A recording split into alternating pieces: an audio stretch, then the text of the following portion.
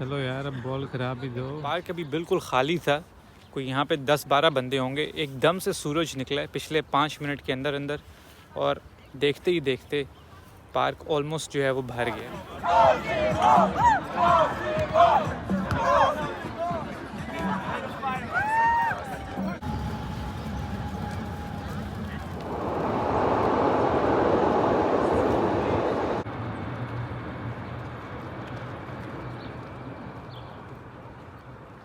चले मैं कहीं पे बैठता हूँ, फिर इस क्वेश्चन के ऊपर तफसील से बात करते हैं। क्वेश्चन ये है कि अगर आप वीज़ा इंटरव्यू के लिए जाएं जर्मनी के, और आपने अगर टैटूज़ बनवाए हुए हैं, तो क्या इस पेस के ऊपर आपका वीज़ा रिजेक्ट हो सकता है या नहीं। देखिए यार, मेरे अपने पर्सनल एक्सपीरियंस में अभी तक पाकिस्तान से हो या इंडिया से हो, कोई ऐसा केस नहीं आया जिसका इस वजह से वीज़ा रिजेक्ट हुआ हो कि उन्होंने टैटूज़ बनवाए हुए हैं।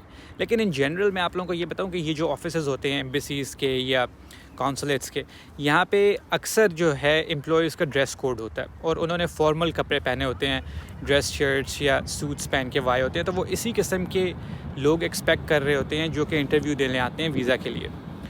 तो to be on the safe side, मैं आपको यही कहूँगा कि अगर आप वहाँ जाएँ और आपने टैटू बनवाया हुआ है, तो कोशिश करें कि आप उसको कवर रखें। उसके बाद जब आपका वीज़ा एक दफ़ा मिल जाए तो जर्मनी आके जो मर्ज़ी करें।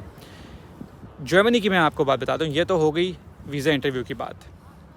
जर्मनी में कोई परवाह भी नहीं करेगा आपने अगर टैटूज़ बनवाए हुए हैं या नहीं बनवाए हुए, उससे कोई फ़र्क नहीं पड़ता। लेकिन ये बड़ा इम्पॉर्टेंट है कि जर्मनी के अंदर भी आप किस फील्ड के अंदर काम करते हैं उसके ऊपर ये डिपेंड करता है। जर्मनी के अंदर कुछ फील्ड्स ऐसी हैं जिनमें आपको ये एक्सपेक्ट किया जाता है कि आपने टैटूज़ ना बनवाए हों, या वो एटलीस्ट रिवीलिंग ना हो। जैसा कि अगर आपने किसी लॉ फर्म में काम करना है, या बैंकिंग सेक्टर की जो जॉब्स हैं, या जो कंसल्टेंसी कंपनीज़ हैं उनके अंदर जो जॉब्स हैं, वहाँ पे यूजुअली काम करना तो खैर बाद में आता है। पहले आप जब इंटरव्यू राउंड्स में से गुजरते हैं तो वहीं पे एक्सपेक्ट किया जाता है कि अगर आपने टैटूज़ बनवाए हुए हैं और बहुत सारे विजिबल हैं वो, अगर तो आपने बनवाए हुए हैं और वो विजिबल नहीं है तो इट्स नॉट अ प्रॉब्लम। लेकिन अगर आप वो हाईलाइट करना चाहते हैं और इंटरव्यू में वो एक विजिबल चीज़ है, तो इस किस्म के जो सेक्टर्स हैं वहाँ पे ये एक्सेप्टेबल नहीं है अभी भी।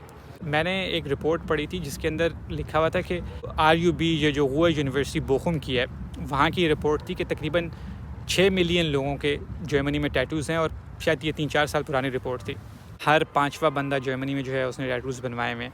तो बड़े शहरों में तो ख़ास करके कोई प्रॉब्लम नहीं है, और आपको बहुत सारे लोग मिल जाएंगे टैटूज़ के साथ। कुछ प्रोफेशंस ऐसे हैं जिनका नेचर ऐसा है कि वहाँ पे एक्सपेक्ट आपसे नहीं किया जाता, जैसे हॉस्पिटैलिटी सेक्टर में भी है। मैंने भी एक बड़ी हार्डकोर जर्मन कंपनी में काम किया था जो काफ़ी ब्यूरोक्रेटिक किस्म की कंपनी थी।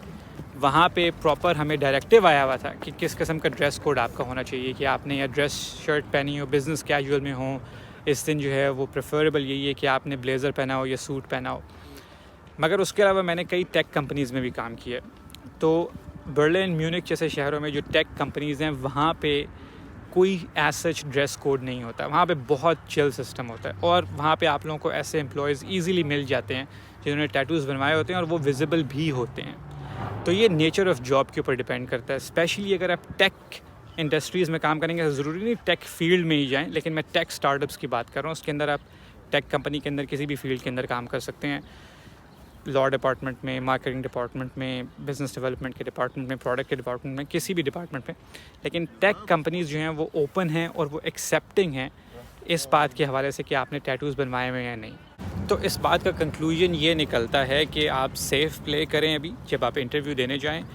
एक दफ़ा आपका वीज़ा लग जाए, आप जर्मनी आ जाएँ, तो फिर आप जो मर्ज़ी करें। फिर बेशक टैटू रखें, उसको विजिबल रखें, इनविजिबल रखें, ये आपके ऊपर डिपेंड करता है। चलो जी, मैं पार्क से निकल ही रहा था तो यहाँ पे मेरी नज़र पड़ी, इधर मैच चल रहा है।